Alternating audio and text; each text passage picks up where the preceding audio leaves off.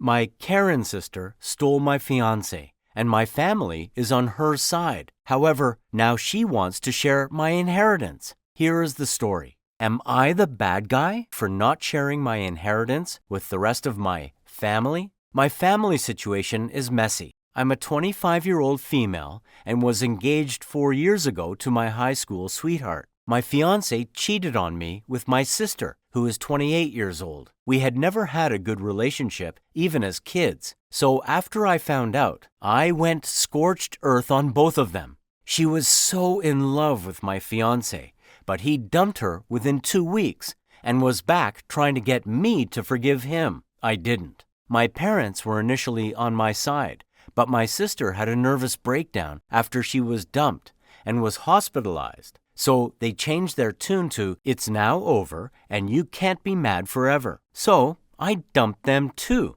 and went to grad school on the other side of the country. My grandfather was livid with the whole thing, disowned my sister, and chewed out my parents. Sometimes it felt like he was the only one who was on my side and understood. I was able to get my job to let me work remotely and moved back to take care of him when he got sick last fall. And I was devastated when he passed away a couple of months ago. I had been in limited contact with my parents since I came back, mostly because I didn't want to be an obstacle to my dad seeing my grandfather, but with the understanding that any discussion of my sister or what happened would end that. It turns out that my grandfather left me virtually everything. He left enough for my father to cover a debt and some token stuff for a couple of other relatives.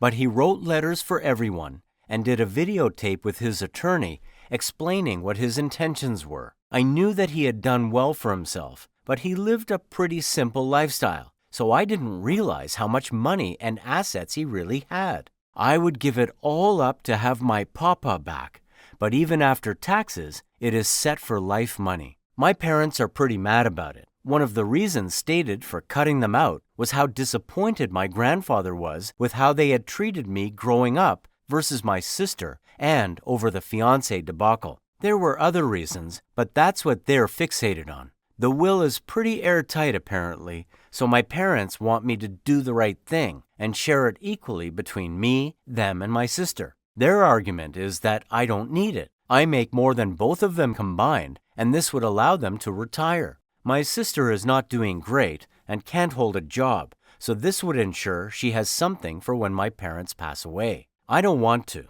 My grandfather's wishes were crystal clear, and also I kind of don't feel like doing more than the minimum for any of them. They've been telling me that I'm being vindictive because of a mistake years ago. I can't deny there might be a little vindictiveness there. I don't want them to suffer necessarily, but I also don't feel like they deserve my help.